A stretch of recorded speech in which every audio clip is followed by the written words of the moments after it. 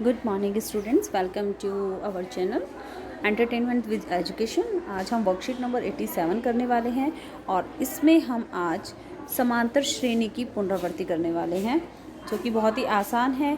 समांतर श्रेणी आप ऑलरेडी नोन है कि समांतर श्रेणी होता क्या है। समांतर श्रेणी का मतलब क्या होता है कि कोई भी डिजिट हो या फिर आपका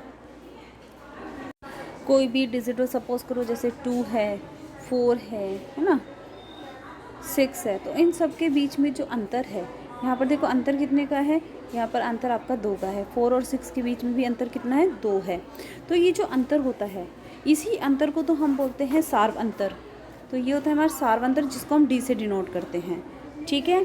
और दूसरा जो हमारा स्टार्टिंग जहाँ से होती है वो हमारा पहला पद होता है, और अगर आपका आगे ऐसे ऐसे कंटिन्यू हो रहा है, इसका मतलब आगे टर्म चल रही है, तो अगर आपका ये जैसे यहाँ कुछ भी नहीं है, आपका सीधा यहाँ पे स्टार्ट हो रहा है, ऐसे यहाँ पे 3 ही टर्म है, तो ये आपकी 3 टर्म है, तो एन यहाँ पर हो जाएगा 3। तो कितनी टर्म है, नंबर ऑफ टर्म, वो होता है एन। इसके बाद आपका आ जाएगा ए एन मतलब जो हमारा लास्ट पद होता है, इस तरीके से। तो आई थिंक आपको ये चीज़ तो क्लियर हो गई होगी। तो समांतर श्रेणी जो है आपका संख्याओं की एक ऐसी सूची है जिसमें दिए गए पहले पद से शुरू करते हैं। प्रत्येक पद पहले पद के अतिरिक्त पिछले पद में एक निश्चित संख्या जोड़ने पर प्राप्त होता है। जैसे कि अगर हमने देखा था 2 था, 4 था, 6 था। अगर हम 2 में एक निश्चित पद 2 जोड़ा तो हमें मिला 4। इस 4 में फिर हमने 2 जोड़ा तो हमें फिर से मिला 6। तो एक ये जो हमारा 2 ये फिक्स है, ये निश्चित है। तो इसीलिए हम इसी को बोलते हैं सार्वंतर, जो कि मैं आपको बता चुकी हूँ, ठीक है। सूची की प्रत्येक संख्या जो है वो पद कहलाती है। जैसे 2, 4, 6 हमने एक एग्जाम्पल जो लिया था, यहाँ पे 2 भी आपका एक पद है, 4 भी पद है, 6 भी पद है ना। सूची में श्रेणी में जितने भी पद होंगे वो सब मतलब जो भी संख्याएं होंगी वो सब पद होगी। जो निश्चित संख्या है, ये भी आपको बता चुकी, निश्चित संख्या जिसको जोड़ने पर दूसरा पद आता है वो आपका सार्वंतर कहलाता है। यह सार्व अंतर आपका धनात्मक भी हो सकता है, ऋणात्मक भी हो सकता है और शून्य भी हो सकता है। जैसे 2, 2, 2, 2।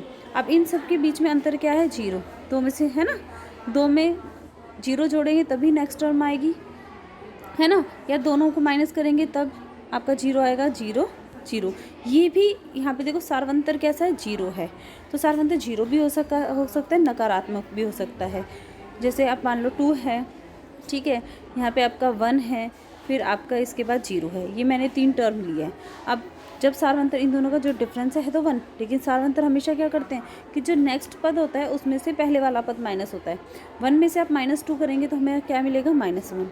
0 में से 1 माइनस करेंगे तो भी हमारा क्या आएगा, -1। तो इससे आपको पता लगा होगा कि सार्वंतर आपका 0 भी हो सकता है, माइनस भी हो सकता है और सकारात्मक भी हो सकता है। इसे डी के द्वारा हो गया, डी के द्वारा हम निरूपित करते हैं।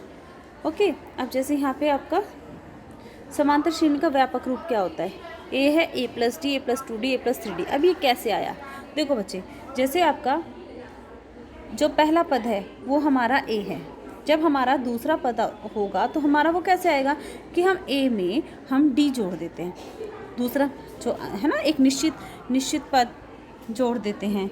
a3 क्या होगा, जब हम दूसरे पद में फिर से d जोड़ देंगे, क्योंकि d तो फिक्स है, सार्वंतर फिक्स रहता है, तो कितना हो जाएगा, तो ध्यान से देखिए a+2d हो जाएगा। तो कहने का मतलब ये है, जब पहला पद था, ध्यान दीजिए, जब पहला पद था तो केवल a आया, जब दूसरा पद था तो a+d हुआ। यहाँ पर d कैसा है, d है नहीं, इसका मतलब यहाँ पर d 0 है। जब दूसरा आया तो d 1 था। जब a3 तीसरा पद आया तो आपका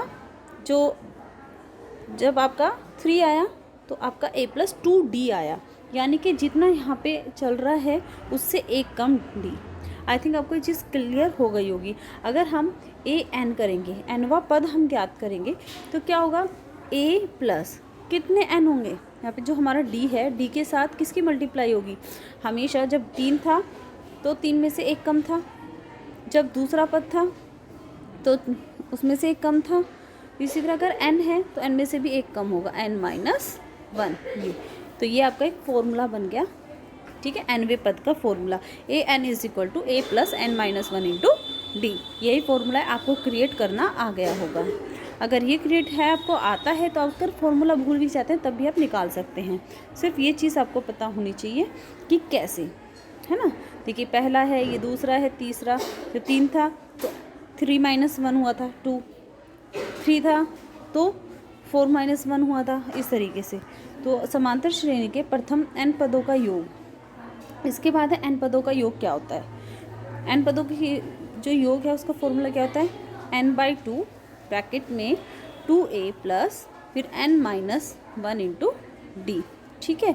या फिर अगर आपको अंतिम पद पता है, अगर आपको अंतिम पद पता है तो आपका फॉर्मूला हो जाएगा n/2 ब्रैकेट में a पहला पद प्लस l अंतिम पद।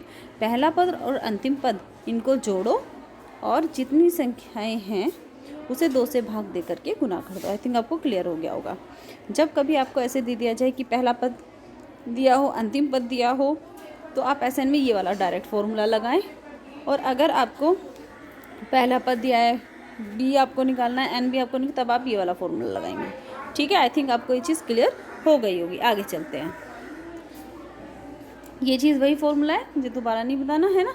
ये श्रेणी का nवां पद, ये पहला पद, पदों की संख्या, ठीक है, और डी हमारा क्या है, शार्प अंतर।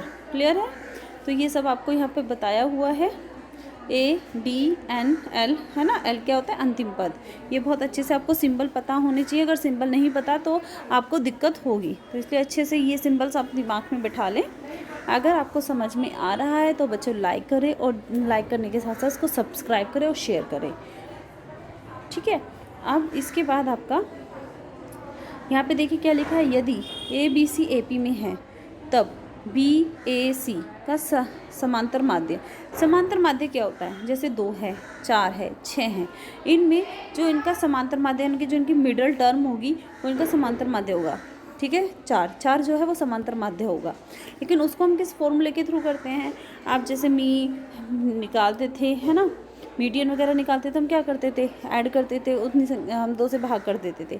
सेम उसी तरीके से है बच्चे यहाँ पे।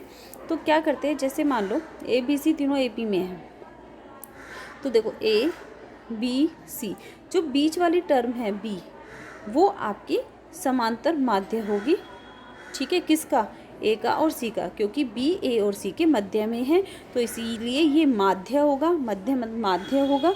किसका, किन के बीच में, ए और सी के।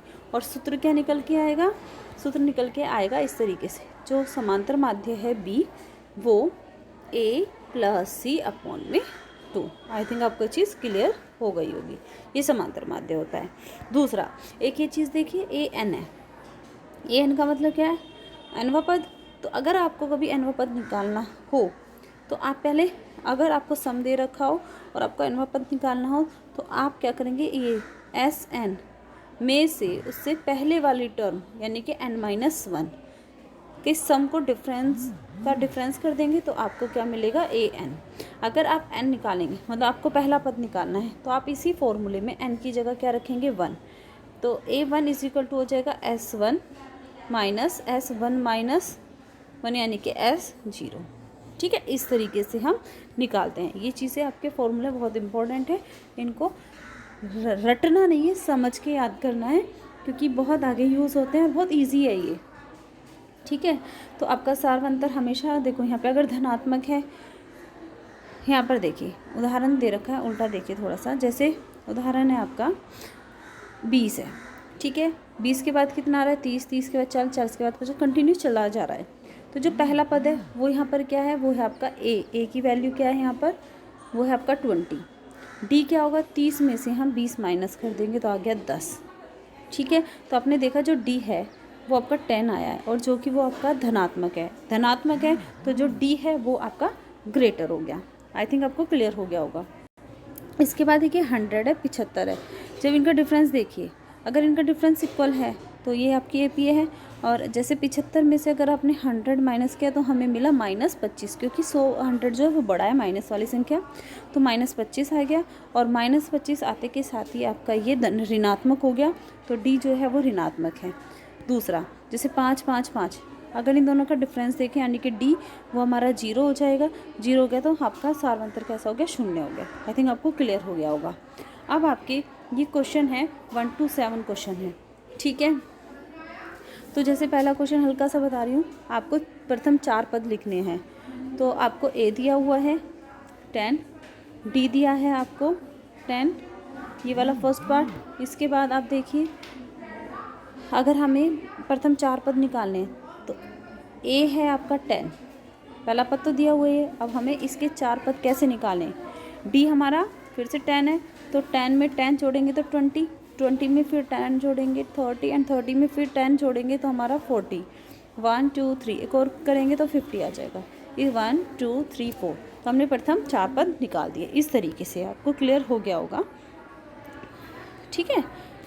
चलिए, तो अब बाकी के जो क्वेश्चन है आपके होमवर्क में है, आप इनको कीजिए और मुझे कमेंट करके ज़रूर बताइए और क्लियर है, और अपने फ्रेंड्स को शेयर कीजिए, सब्सक्राइब कीजिए। थैंक यू बच्चों।